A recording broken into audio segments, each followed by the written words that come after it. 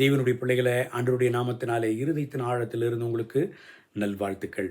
யோசுவாவின் புஸ்தகம் 23ஆம் அதிகாரம் 14வது வசனத்தின் 2வது வரியை வாசித்து இந்த நாளுக்காக நாம் ஜெபிப்போம். உங்கள் தேவனாகிய கர்த்தர் உங்களுக்காக சொன்ன நல்வார்த்தைகளில் எல்லாம் ஒரு வார்த்தையும் தவறி போகவில்லை. அழைக்கப்பட்ட ஆண்டவருடைய ஜனங்களுக்கு ஆண்டவர் கொடுத்த வாக்குத்தத்தங்களில் ஒரு வார்த்தையும் தவறி போகலை. எல்லாவற்றையும் அவர் நிறைவேற்றின தேவனாக அவர் இருக்கிறார்.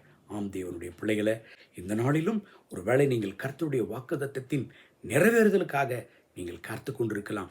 ஏன் எனக்கு வேலையில் இன்னும் நான் உயரலை, ஏன் ஆசீர்வாதத்தில் உயரலை, ஏன் எனக்கு திருமணம் இன்னும் ஆகலை, என் பிள்ளைகளுக்கு திருமணம் ஆகலை, என் குடும்பத்தில் ஏன் இன்னும் ஒரு அற்புதம் நடக்கலை.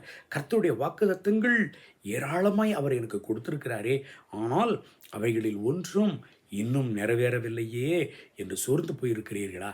தேவனுடைய பிள்ளைகளை, ஒன்று மாத்திரம் நீங்கள் மறந்து விடாதீங்க. உங்களை அழைத்தவர் உண்மையுள்ளவர். வாக்குத்தத்தத்தில் அவர் உண்மையுள்ள தேவனாக இருக்கிறார். அவர் உங்களுக்கு கொடுத்த வார்த்தைகளில் ஒன்றிலும் அவர் தவறிப்போவதில்லை. கட்டாயம் உங்களுக்கு நிறைவேற்றுவார். எல்லா ஜனங்களுக்கு முன்பதாக உங்களை சாட்சியாக நிறுத்துவார். சொர்ந்து போகாதீங்க தேவனுடைய பிள்ளைகளை.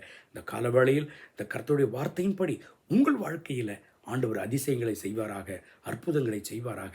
என்ன வாக்குத்தத்தத்தை உங்களுக்கு கர்த்தர் கொடுத்திருக்கிறாரோ அதை இப்பொழுதே நிறைவேற்றுவாராக. ஜீவனுள்ள சாட்சியாக உங்களை நிறுத்துவாராக. கண்களை மூடி ஜெபிப்போமா? அன்பின் ஆண்டவரே, இந்த காலவேளையில் என்னோடு சேர்ந்து ஜெபித்து கொண்டிருக்கிறேன் அன்பு தேவனுடைய பிள்ளைகளுக்காக ஜெபிக்கிறேன். இவர்களை ஆசீர்வதியும் தேவனே. இவர்களுக்கு கொடுத்திருக்கிற வாக்குத்தத்தங்களை இன்றே நீர் நிறைவேற்றும். இவர்கள் காத்து கொண்டிருக்கிற உயர்வு, இவர்கள் காத்து கொண்டிருக்கிற ப்ரமோஷன், இவர்கள் காத்து கொண்டிருக்கிறதான விடுதலை, இவர்கள் காத்து கொண்டிருக்கிறதான சுகம், இவர்கள் காத்து கொண்டிருக்கிறதான அற்புதம் இவர்கள் குடும்பத்தில் இப்பொழுதே நடக்கட்டும். ஒரு அற்புதத்தை செய்தருளும். இவர்களை சாட்சியாக நிறுத்தருளும்.